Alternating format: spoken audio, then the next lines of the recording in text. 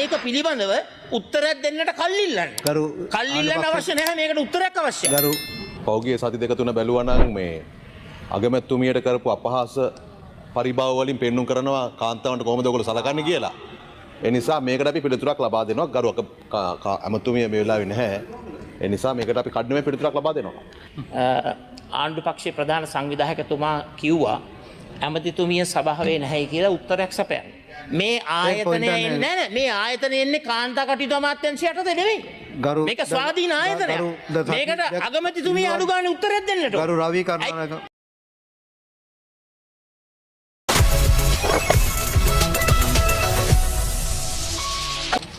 මෙරට කාන්තාවන්ගේ අයිතිවාසිකම් සුරක්ෂිත කිරීම සඳහා ස්වාධීන ව්‍යවස්ථාපිත ආයතනයක් ලෙස කාන්තාවන් පිළිබඳ ජාතික කොමිෂන් සභාව පිහිටවනු ලැබුවා.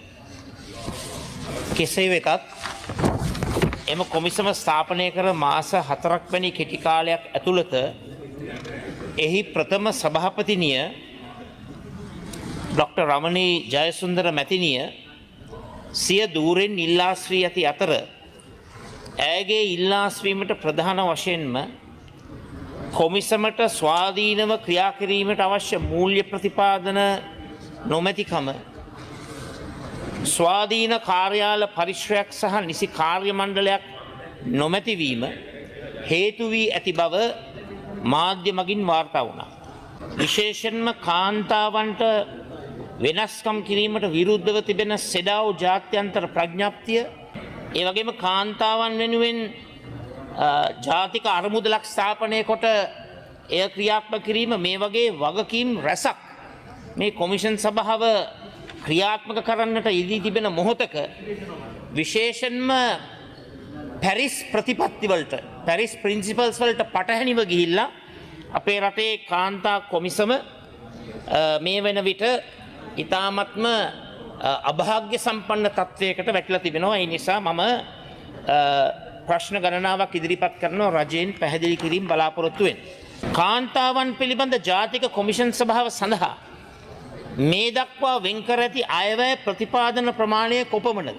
ගරු කතානායකතුමනි කතා වෙනවා මේ අස්වෙන්න හේතුවක් තමයි කාන්තා කොමිසමක් තියෙනවා එක රුපියලක්වත් වෙන් කරලා නැහැ අයවැය.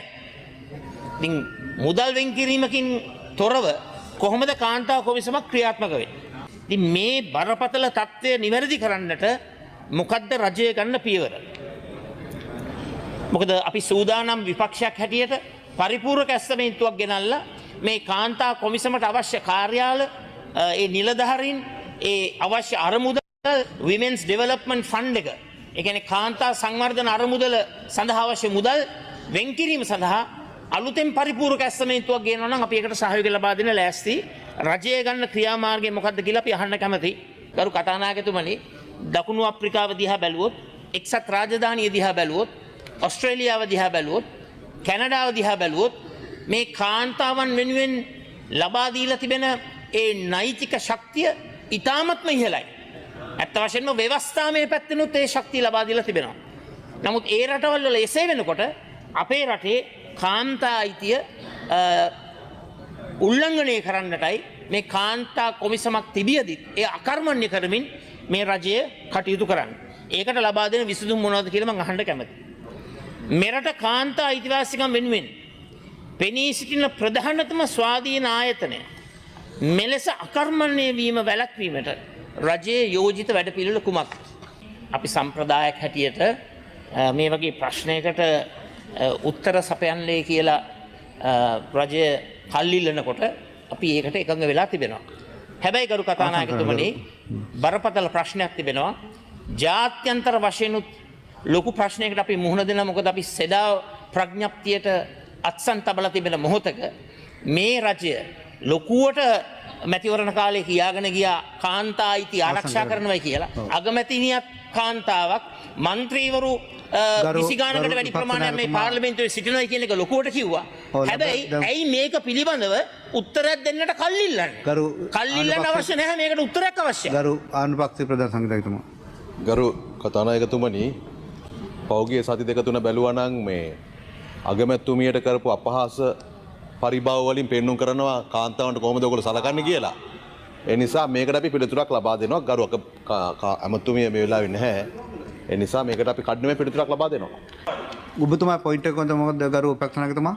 පොයින්ට් එක තමයි කරු කතානායකතුමනි ආණ්ඩු පක්ෂයේ ප්‍රධාන සංවිධායකතුමා කිව්වා ඇමතිතුමිය සභාවේ නැහැ කියලා උත්තරයක් සපයන්න. මේ ආයතනය එන්නේ නැහැ. මේ ආයතනය එන්නේ කාන්තා කටයුතු අමාත්‍යාංශය යටතේ නෙවෙයි.